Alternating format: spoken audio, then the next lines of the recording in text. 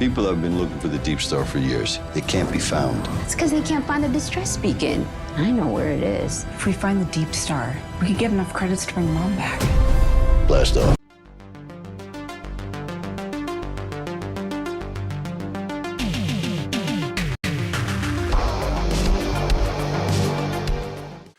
Hi, this is the Professional Amateur Hour coming to you with another review.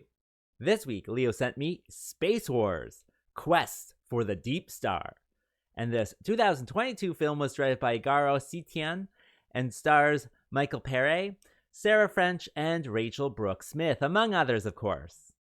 The story of this movie takes place in a galaxy where people can reincarnate, and what happens is when they die, their soul is like sucked out of them, and it becomes like this blue liquid in a little tube. And if you have enough money, you can then kind of regenerate yourself or regenerate a body for your soul, just kind of like EVE Online does it. And with this one, it follows this father and daughter pair of scrappers or scavengers, and they are looking for a big score so that they can get the mother, reincarnated. And they are looking for a big score called the Deep Star, some type of lost spaceship somewhere in the galaxy.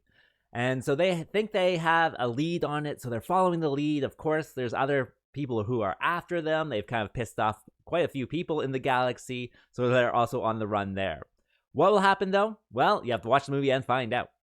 Alright, so let's discuss this film. Well, with this one, it is a low-budget sci-fi film, and I think it fits perfectly for its budget and everything like that. It doesn't do anything overly complicated or anything like that. So it definitely fits its budget. It's not too ambitious.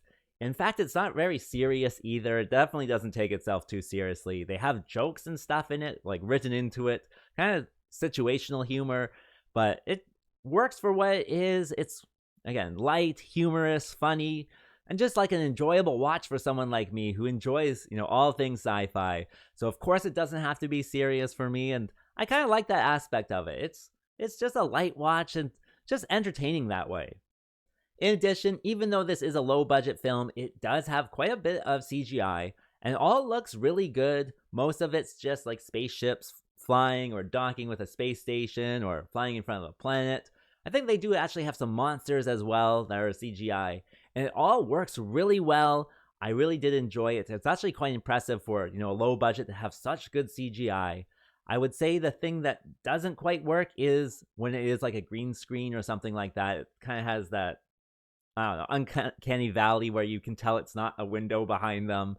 And so that's not the best, but the CGI definitely 100% works for this one. Also, the acting is really charismatic in this one. All of the actors do a great job with their characters. There is the main character, I think his name is Kip or something.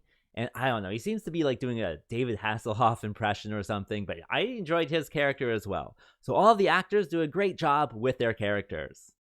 Furthermore, I think the story really works for what it is. It does have several different storylines, but not too many to be overly complicated, and they all work well together. There's one with the bad guys, and what they do is quite interesting as well. And then another bad guy, and that's interesting. And of course, our main characters and how they are kind of trying to get away and trying to go under the radar and all this different type of stuff. So all of it is an interesting story when it's all put together. So thumbs up on that too.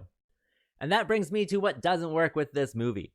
Well, I can't really find too much. I do think the jokes are cheesy, but that's part of the fun of the lightness of it. So even though it's cheesy jokes, it's supposed to be that way. Other than that, again, it is low budget. I think that budgetary look to it will hold some people back, but I think most sci-fi fans will enjoy this one. So who would I recommend this film for? Well, of course, if you're a sci-fi fan, this is a great watch for you. It is light, it's fun, it's humorous at times, and not too serious. So if that sounds like you, then totally press play. As for my rating, I'll give it the okay score of 4.